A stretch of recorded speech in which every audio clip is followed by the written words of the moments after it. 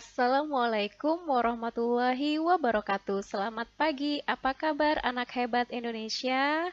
Ibu harap kita semua dalam keadaan sehat walafiat dan kita masih tetap semangat untuk belajar IPA walaupun dari rumah.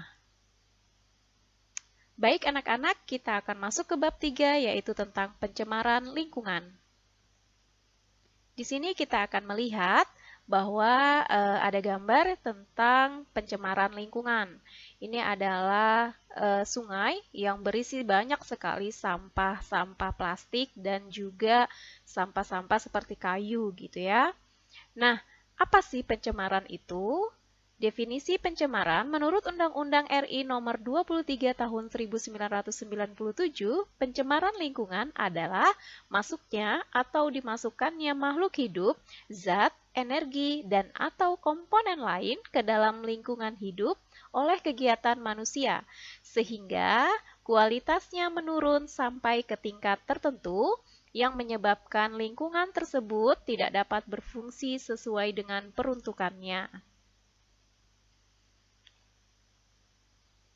Macam-macam pencemaran. Ada 3 macam-macam pencemaran berdasarkan tempat terjadinya, yaitu pencemaran air, pencemaran udara, dan pencemaran tanah. Pencemaran air terjadi di air. Bahan pencemar air berasal dari 3 komponen, yaitu limbah pertanian, limbah industri, dan limbah rumah tangga. Limbah pertanian.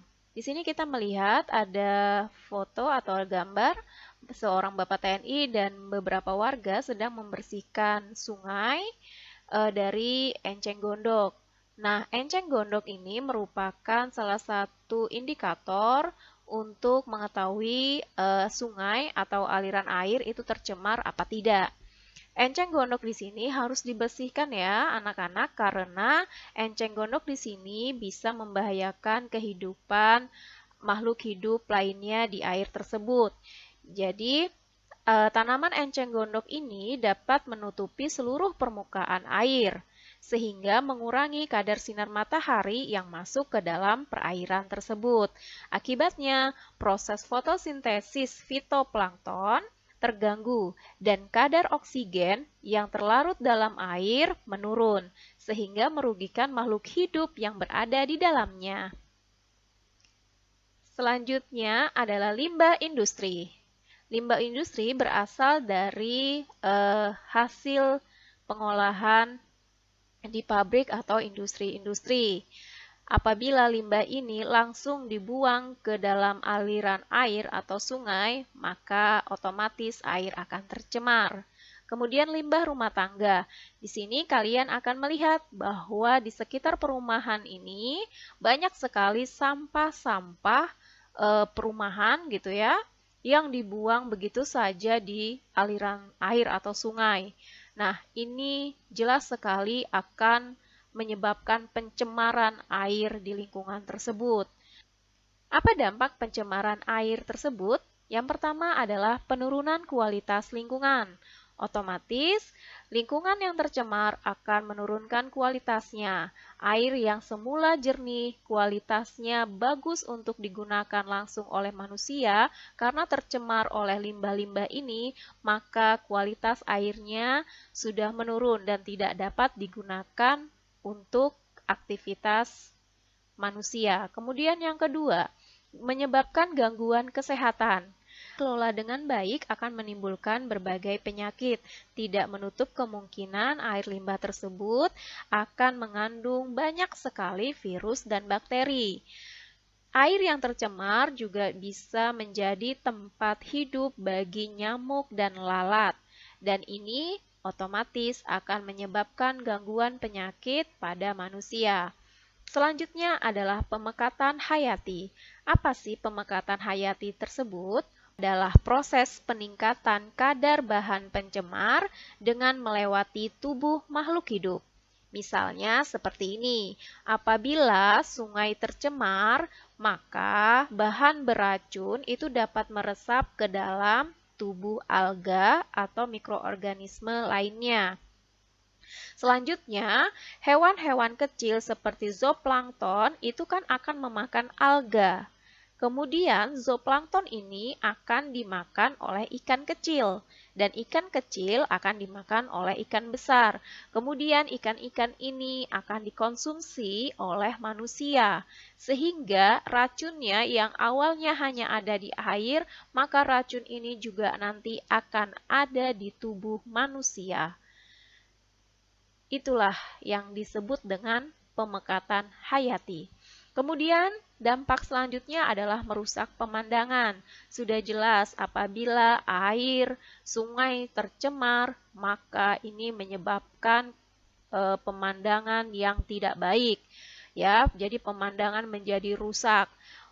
Kita bisa melihat yang awalnya airnya jernih, gitu ya, ternyata banyak sampah, kemudian airnya keruh, hitam, ini jelas sekali sangat merusak pemandangan.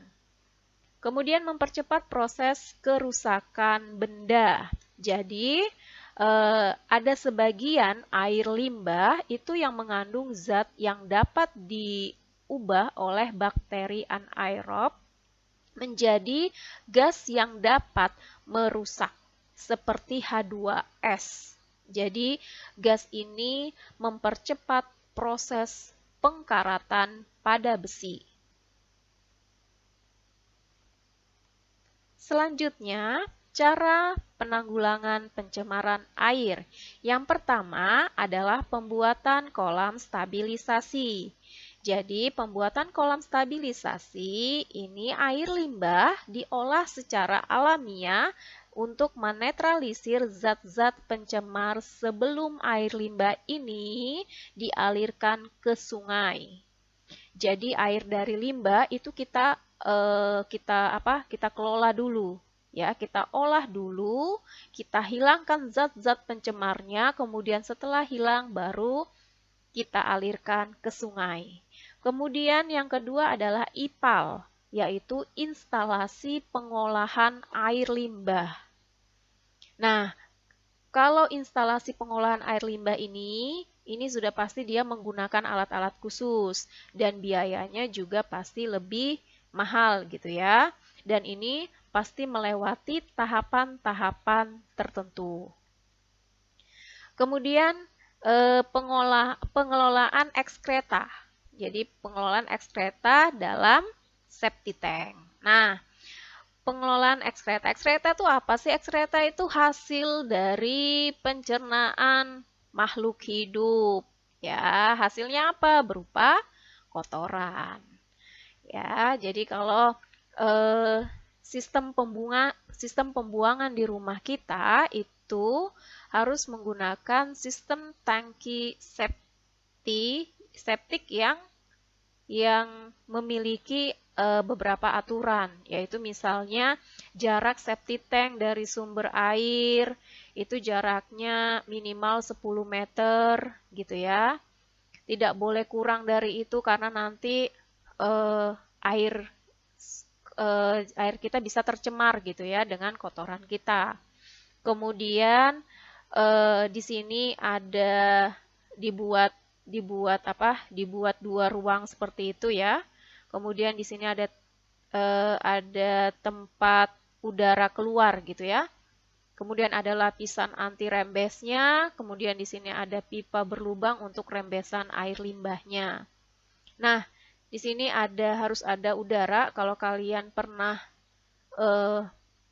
mengetahui kalau beberapa tahun yang lalu itu di Indonesia ada kecelakaan mengenai septic tank ini. Jadi ada septic tank yang meledak gitu ya. Septic tanknya sampai meledak sampai menimbulkan korban jiwa. Nah, ini harus ada udara untuk dia tempat keluar dari gas hasil dari ekskreta ini. Nah, selanjutnya adalah pencemaran udara. Udara itu kan salah satu faktor abiotik yang mempengaruhi kehidupan komponen biotik. Jadi, apabila udara ini tercemar, otomatis akan mempengaruhi kehidupan makhluk hidup. Nah, macam-macam pencemaran udara itu ada pencemaran udara primer, ada pencemaran udara sekunder. Nah, pencemaran udara primer itu pencemaran udaranya langsung dari sumber pencemaran. Misalnya peningkatan CO2 berasal dari aktivitas pembakaran. Contohnya kalian membakar sampah, ya. Nah, itu termasuk yang kalian lakukan termasuk pencemaran udara primer langsung dari proses pembakaran. Kemudian ada pencemaran udara sekunder. Misalnya kalian menggunakan kulkas atau AC yang masih mengandung CFC. Nah, ini biasanya kulkas AC-nya produk lama. Kalau produk baru, kulkas AC-nya sudah pasti non CFC. Ya. Nah, mengapa ini sangat berbahaya? Ya. Jadi, Ibu jelaskan dulu CFC itu apa sih? CFC itu adalah senyawa yang mengandung klor, fluorin, dan karbon. Nah, disingkat CFC. Nah, CFC ini apabila dia lepas ke atmosfer, gitu ya kan? Nah, ini akan memicu reaksi kimia dengan oksigen penyusun ozon. Nah, ini juga dapat menyebabkan katanya lapisan ozon itu bisa bolong-bolong gitu ya. Nah, di sini kita bisa melihat nih ada beberapa gambar ya. Pencemaran udara, bagaimana cerobong-cerobong asap, cerobong-cerobong pabrik mengeluarkan asap yang begitu tebal. Kemudian ada kendaraan gitu ya. Kendaraan ini juga memberikan eh, apa? Memberikan masukan CO2 yang sangat besar ya, penyebab pencemaran udara di dunia. Kemudian selanjutnya adalah penggunaan AC yang mengandung CFC. Nah, ini lambang logo-logo non-CFC.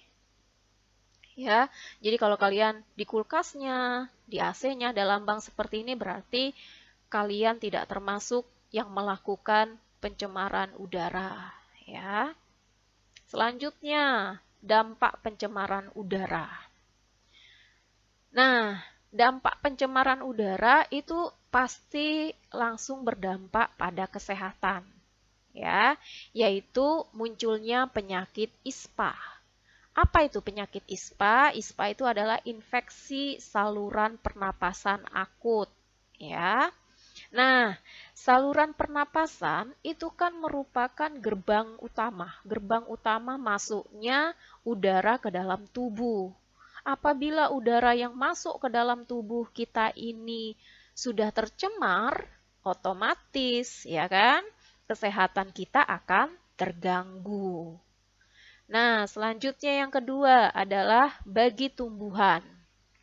Nah, bagi tumbuhan, abu vulkanik yang berasal dari meletusnya gunung berapi itu memicu munculnya hujan asam, sehingga banyak tanaman yang rusak. Hujan asam itu apa sih? Hujan asam itu hujan yang mengandung senyawa sulfur. Nah, yang bersifat asam. Jadi kalau kita melihat banyak tanaman pohon yang rusak, itu ya salah satunya akibat dari hujan asam atau abu vulkanik. Selanjutnya dampaknya yaitu efek rumah kaca.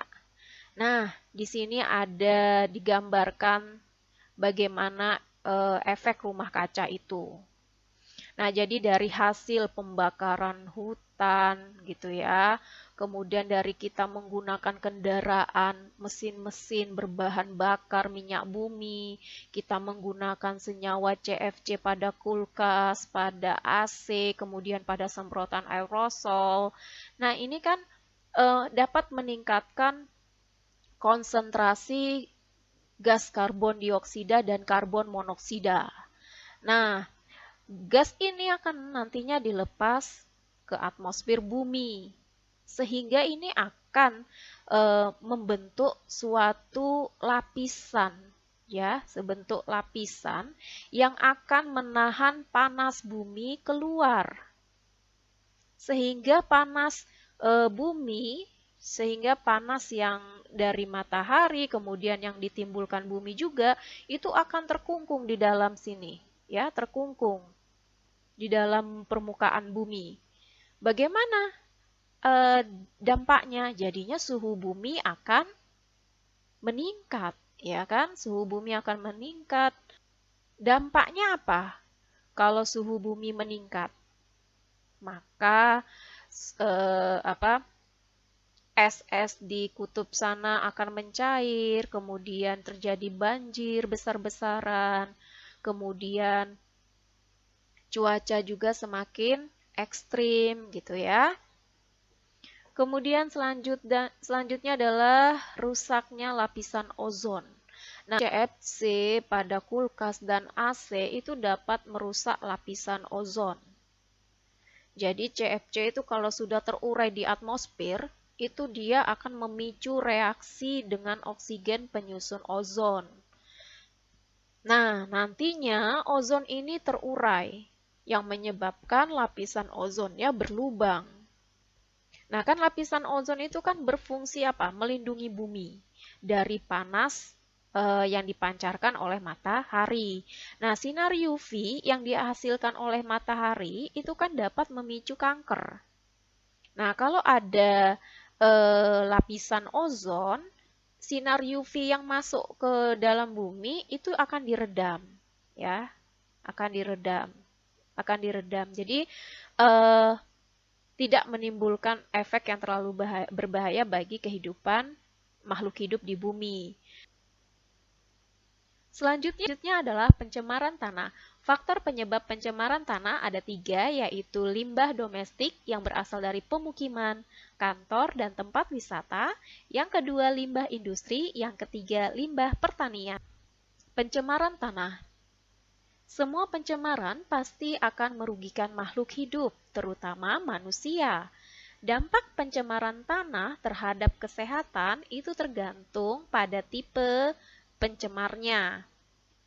Misalnya, kromium pada pestisida dan herbisida merupakan zat karsinogenik atau zat pemicu kanker.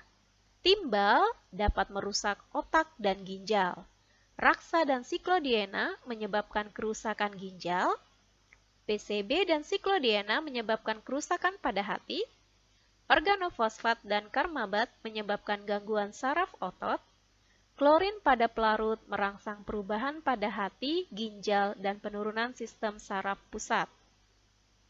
Nah, apabila dosis pencemar ini sangat besar, pencemaran tanah ini bisa dapat menyebabkan kematian. Cara penanggulangannya. Cara penanggulangannya yang pertama adalah dengan remediasi. Remediasi adalah kegiatan untuk membersihkan permukaan tanah yang tercemar. Remediasi ada 2, yaitu remediasi in situ atau on-site dan remediasi ex situ atau off-site.